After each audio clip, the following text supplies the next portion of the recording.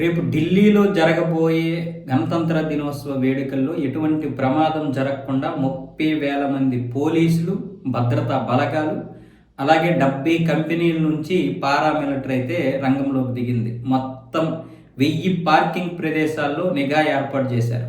ఎక్కడెక్కడైతే CC camera పనిచేయదో ప్రైవేట్గా, పబ్లిక్గా వాళ్ళందరినీ కూడా ఇంతకుముందే హెచ్చరించారు.